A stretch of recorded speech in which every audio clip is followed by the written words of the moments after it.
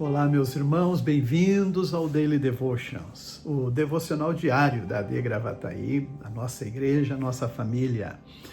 E queremos, então, seguir no nosso comentário bíblico da leitura diária, do nosso propósito da leitura anual da Bíblia, nesse 25 de junho.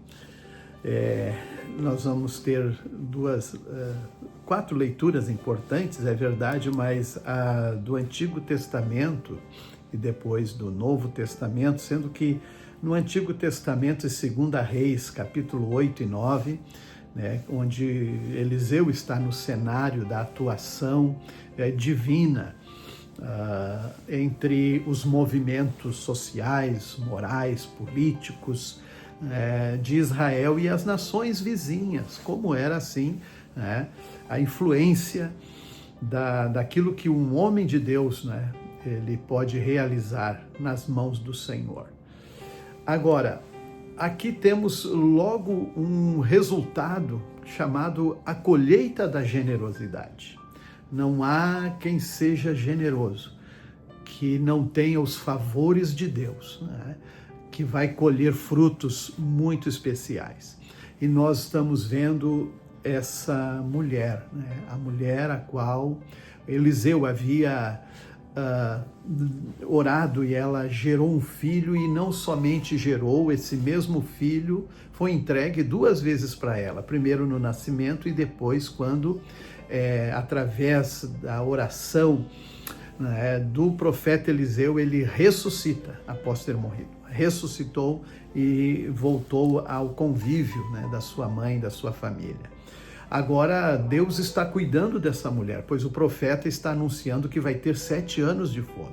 Claro, a cronologia bíblica, nem sempre nós conseguimos perceber, né, bem os fatos, mas ele está narrando e aqui vai dizendo, lembrando quem é essa mulher. Essa é a mulher a qual Eliseu ressuscitou o seu filho. A mesma mulher que acolheu o profeta na sua casa, fez um quarto para ele, deu a estrutura, alimentava o profeta pelas suas viagens, ela atraiu bênçãos de Deus para a sua vida. E agora, mais uma vez, ela está sendo abençoada. Primeiro foi com o filho, depois, agora, quando nesse período de fome, Deus, através do profeta, adverte ela: você se mude, vai para um lugar que você possa ter condições de sobreviver, né? E assim ela fez, pegou o seu filho e foram para as cidades filisteias, e ali ela ficou por 7 anos. Passando esse tempo da fome, ela retorna. Mas olha só, quando ela está retornando, mais uma vez, a graça, o favor, a bênção de Deus sobre o coração generoso vai novamente abençoar. E foi quando o moço do profeta estava narrando ao rei com os feitos do profeta Eliseu. O rei estava interessado em saber, né, as coisas que Eliseu havia operado, né, pelo seu ministério. Ele contava da ressurreição do filho daquela mulher. E foi aí que, de repente, ela está chegando, voltando do exílio, né, dos 7 anos de fome, volta agora para Israel e vai se apresentar ao rei para reconquistar, retomar, né, pedir novamente seu patrimônio, sua propriedade. E agora o moço do profeta vai dizer: tá aqui ela, a pessoa de quem eu estou falando, e o menino que foi ressuscitado. E então aquilo prepara para ela um caminho para que o rei se sensibilize e lhe devolva a sua propriedade. E ela então pediu ao rei que queria de volta aquilo que lhe pertencia. E o rei mandou um oficial e mandou entregar tudo de volta, e ainda o lucro da produção daquilo que ela tinha lá nas suas terras, não é? Das plantações.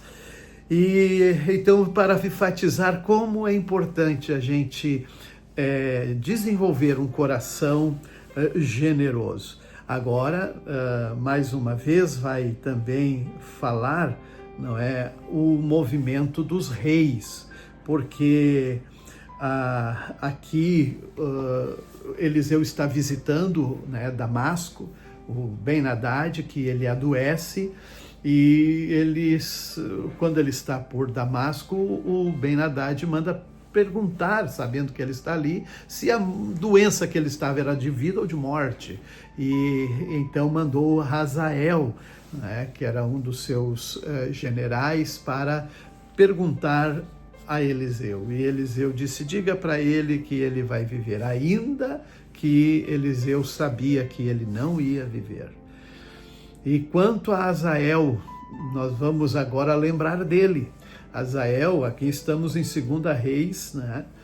E nós estamos lá em 1 Reis, ainda no ministério do profeta Elias. Lembre, no capítulo 19, Deus, quando fala com Elias naquela momento de crise, de fuga, fugindo de Jezabel, pedindo a morte, enfim, e Deus disse: agora que tu te alimentou, né, você volta pelo mesmo caminho, vai, né, e vai até Damasco e unge Hazael como rei da Síria, lá atrás, né? E agora o Eliseu, quando fala com Hazael, olha para ele fixamente, os seus olhos, e Hazael se constrange, diz a Bíblia.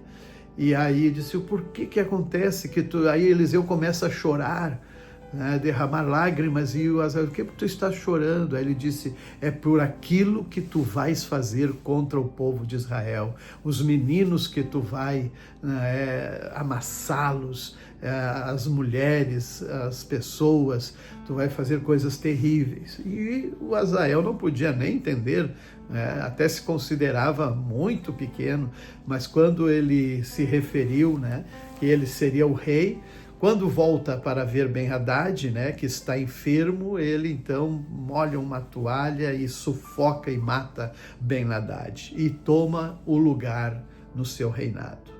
E agora vai começar então um conflito com Israel. Nesse tempo agora, em Israel, em Judá, está tendo transições de governo.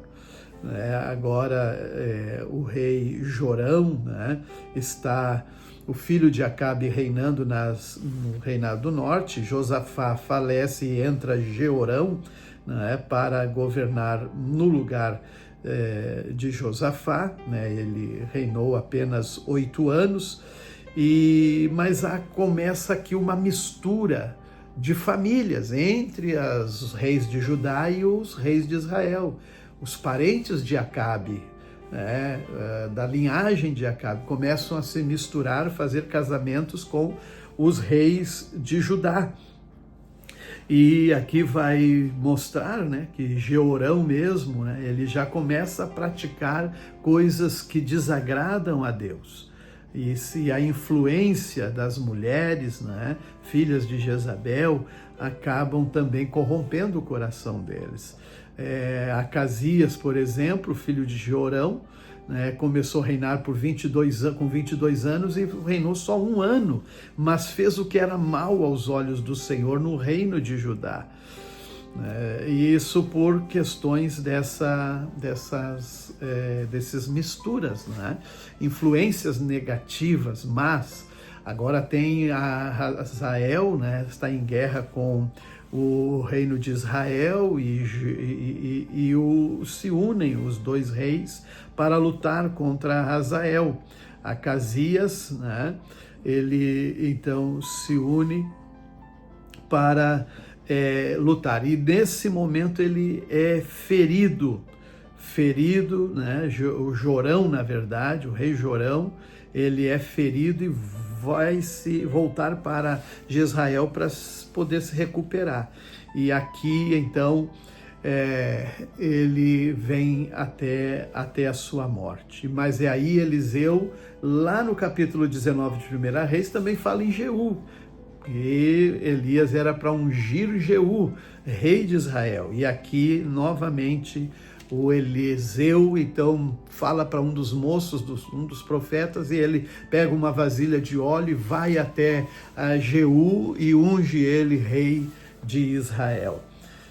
Muito bem, o Provérbios tem conotação com Atos 16 também, né? Versículos 16 a 40. Provérbios 17 diz: é errado castigar os justos por serem bons e açoitar os líderes por serem honestos. E aqui nós vamos ver isto na experiência de Paulo e Silas em Filipos, aonde eles estão pregando o evangelho. Por essa razão e por operar um milagre na vida de uma jovem que era adivinha e era liberta de um espírito enganador, eles são presos, né, em Filipos, colocados na prisão interior, mas o terremoto, enquanto eles oravam e louvavam ao Senhor, acontece, todos os presos são soltos e o carcereiro que estava por tirar a vida, Paulo diz para ele: não faça mal.